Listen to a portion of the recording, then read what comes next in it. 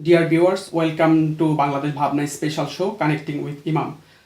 This is Hussain Muhammad Imam, editor Bangladesh Bhabna. Today we have a special guest, Professor Dr. Laszlo Andor. Welcome to our show, Mr. Laszlo. Thank you very much for having me.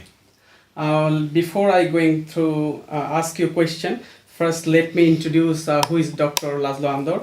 He's an economist, academic, influential policymaker who served as a EU Commissioner for Employment, Social Affairs and Inclusion between 2010 to 2014. Since stepping down from the Commission, he has been the head of the Department of Economic Policy, Corbias University Budapest, Senior Fellow, Harty School of Governance Berlin, a visiting professor at ULB Brussels, as well as Sciences Po Paris.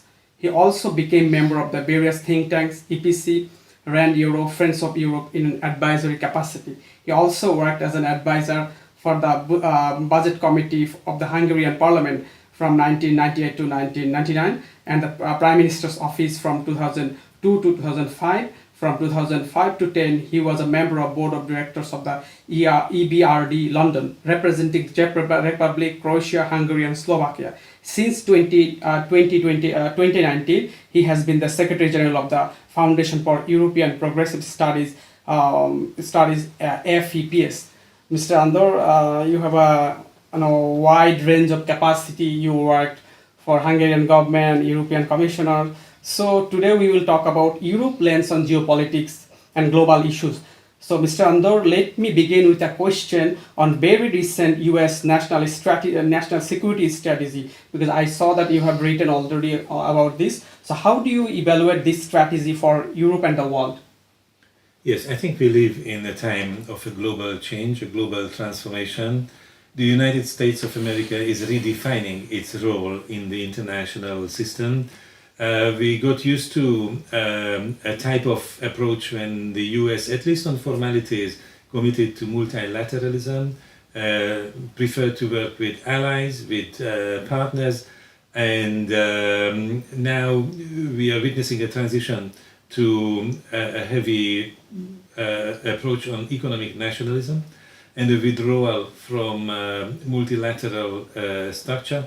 Of course, in the 1990s, when the Soviet Union disappeared, there was a kind of unipolar moment when, indeed, in the United States, there was a tendency to lead, but also leading without constraints. And again, this kind of unipolarity seems to last. On the other hand, the commitment to multilateralism seems to be over. And we saw this coming in the last 1 year since the return of Donald Trump in the White House. But now this new document, the National Security Strategy, puts everything on paper in a very, very pedagogical way in order to avoid any kind of misunderstandings. And this is an expression of the intent to dominate completely the Western Hemisphere.